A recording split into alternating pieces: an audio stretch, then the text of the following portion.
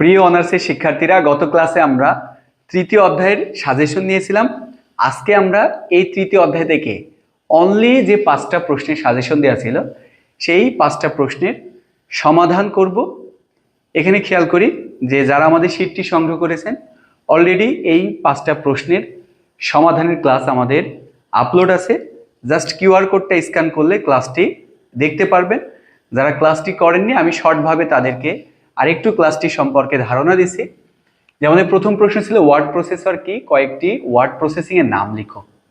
Word processor হলো এমন একটি অ্যাপ্লিকেশন সফটওয়্যার যা টেক্সট বা বর্ণভিত্তিক তথ্য টাইপ করা, সেটাকে এডিট করা, সেটাকে প্রিন্ট করার জন্য ব্যবহৃত। এটি সাধারণত টাইপারের যারা টাইপ করে তাদের একটি উন্নত যে টাইপরাইটারের জন্য একটা উন্নত একটা সংস্করণ, এবং এটা ডিজিটাল সংস্করণ যেখানে ভুল সংশোধন এবং সৌন্দর্য বর্ধনের জন্য অবারিত সুযোগ থাকে।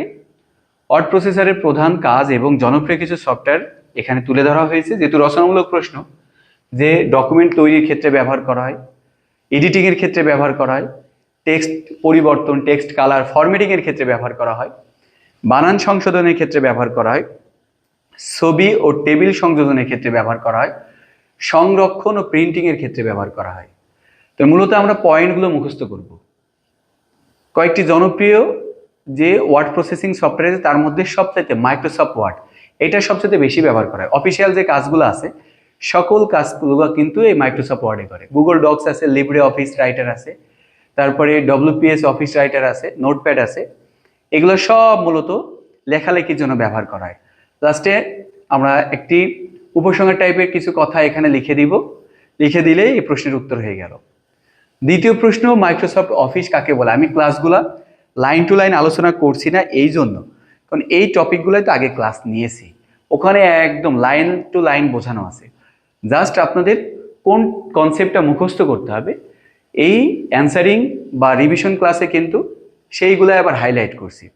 তো যারা ক্লাসটি মিস করছিল, যেহেতু অনেক বড় হয় ক্লাসগুলো আর এই ক্লাসগুলো একটু শর্ট হয়, তো সেখান থেকে তারা জাস্ট খাতায় লিখে নিতে পারে। আর খাতায় লিখতে না চাইলে শীট সংগ্রহ করতে হবে, একই কথা। মাইক্রোসফট অফিস হলো মার্কিন সফটওয়্যার কোম্পানি মাইক্রোসফট কর্তৃক তৈরি করে। এটাও মূলত ওই লেখালেখির জন্য। সংক্ষেপে এটা কিন্তু এমএস ওয়ার্ড, এটা ওই সফটওয়্যারটাকে এখানে ডিটেলস ভাবে আবার লেখা, যে এর মধ্যে কি কি করা যায়, প্রত্যেকটা বিষয় কিন্তু এখানে আলোচনা করা, প্রত্যেকটা বিষয় যা যা বলা আছে এইগুলা ক্লাসগুলা মূলত ভিডিওটা স্কিপ করে করে আপনারা এগুলা লিখে নেবেন, তাহলে অবশ্যই উপকৃত হবেন। আমাদের এখানে 3 নম্বর প্রশ্ন ছিল ডকুমেন্ট সংরক্ষণ করা ধাপসমূহ। এটা আগে আমরা ডকুমেন্ট কি জিনিস এটাকে লিখব। এটা সংরক্ষণ করা যে ধাপ, আমাদের এখানে একটা চিত্র, একটা ফ্লো দেওয়া আছে যে কোনো ডকুমেন্টকে কিভাবে সংরক্ষণ করতে হয়, সেই ফ্লোটা এখানে দেওয়া। টোটাল এটা লিখলেই মোটামুটি আপনারা নাম্বার পাবেন। তো এখানে স্বাভাবিকভাবে আমরা save as location, choose location, এখানে ডেস্কটপ ডকুমেন্ট, এটা ফাইল, একটা ড্রাইভ নেম প্রথম অংশে করবেন, দ্বিতীয় ক্ষেত্রে ফাইল নেম দিবেন। অ্যাসাইনমেন্ট 1 আপনি সেই ফাইলটার নাম দিলেন, নাম দেওয়ার পর সেটা ফাইলটি আছে টাইপ করলেন, টাইপ করে সেটা আপনি সেভ করবেন। সেভ কি দিবেন এখানে? Google Docs. দেন আপনি সিলেক্ট ফাইল ফরম্যাট, ডক মূলত সেভ আর ক্যান্সেল থাকে, আপনি সেভে ক্লিক করলে এটা আপনি সংরক্ষণ করতে পারবেন। মূলত এটা ধাপ একটা চিত্র আকারে দেওয়া, প্রশ্নে চিত্র দিতে বলে, অবশ্যই এই চিত্রটি উল্লেখ করবেন। এবং ওই বিষয়গুলো এখানে চিত্রের মধ্যে যা যা আছে ওই বিষয়গুলো এখানে ডিটেলস তুলে ধরা আছে উত্তরের মধ্যে। আমাদের 4 নম্বর যে প্রশ্ন, রিপ্লেস ও ফাইন্ডের মধ্যে পার্থক্য, এটা মূলত সংক্ষিপ্ত প্রশ্নের মধ্যে আসে। যে ফাইন্ড এবং রিপ্লেসের মধ্যে পার্থক্য, ফাইন্ড মানে এই টুল ব্যবহার করা হয় যে অনেক ডকুমেন্ট থেকে কোনো শব্দ, বাক্য, অক্ষরগুলো খুঁজে বের করার জন্য। আর রিপ্লেস মূলত এটাও ওই সার্চ করার মতোই, যে এটাও এমন একটা টুল যা কোনো নির্দিষ্ট বাক্যকে খুঁজে বের করতে বা নতুন কোনো জায়গায়, এটা রিপ্লেস বলতে স্বাভাবিকভাবে একটু বোঝায়, আর একটু আমার আগের ক্লাসে আলোচনা করা আছে, একই কথা বারবার বলছি তো এটা একটু বোরিং লাগছে। ফাইন্ড মানে কোনো শব্দ বা বাক্য বা কোনো অক্ষরকে খুঁজে বের করা।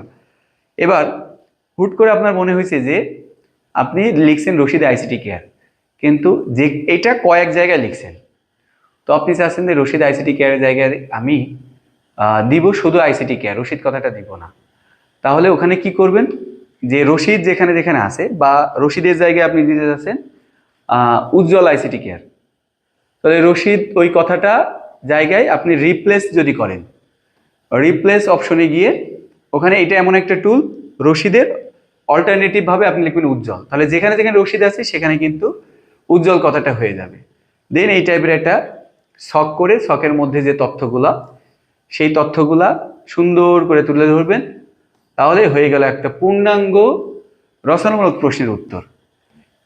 দেন আমাদের 5 নম্বর প্রশ্ন ছিল হাইপার লিঙ্ক কি, এর প্রকারভেদ।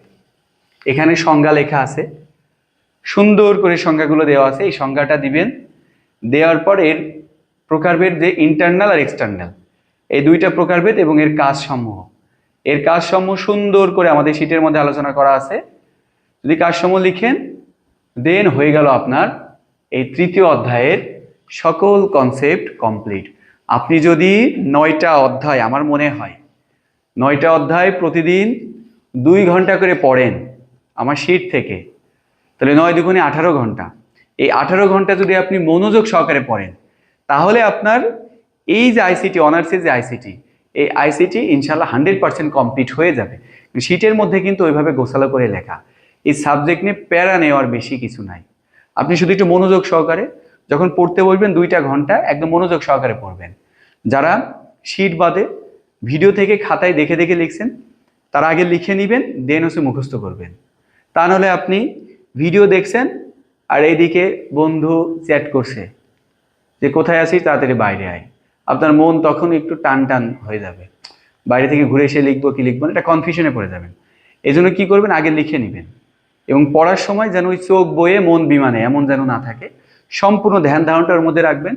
যে প্রশ্নটা আপনি একটু কঠিন মনে হচ্ছে সেটা আগে থেকে লিখে নেন, লিখে নিয়ে দেন মুখস্থ করেন। শুনেন, এই অনার্স সেক্টরটা অনেকে বলে যে এখানে মনে হয় কলেজ লাইফের পরে কোনো পড়ালেখা নাই। আপনি যদি পড়েন, এখানেও কিন্তু পড়ালেখা অনেক। এজন্য বলবো, আর অনার্সে যারা পড়ে, আমরাও যখন স্টুডেন্ট ছিলাম, আমরা যদি সিলেবাস ভিত্তিক খুব পড়তাম না, এই পরীক্ষার আগের সময়টাকে আমরা কিন্তু খুব গুরুত্ব দিয়েছি। এখানে কিন্তু রেগুলার যে অ্যাক্টিভিটিস ছিল সেগুলা থেকে বের হয়ে এসে শুধুমাত্র পড়ার উপরে ফোকাস করেছি। আপনাদেরও বলবো, সামনে যে সময়টা আছে, এই সময়টাকে যদি আপনারা যথার্থভাবে কাজে লাগান, তাহলে ইনশাল্লাহ একটা ভালো ফলাফল করা অবশ্যই সম্ভব।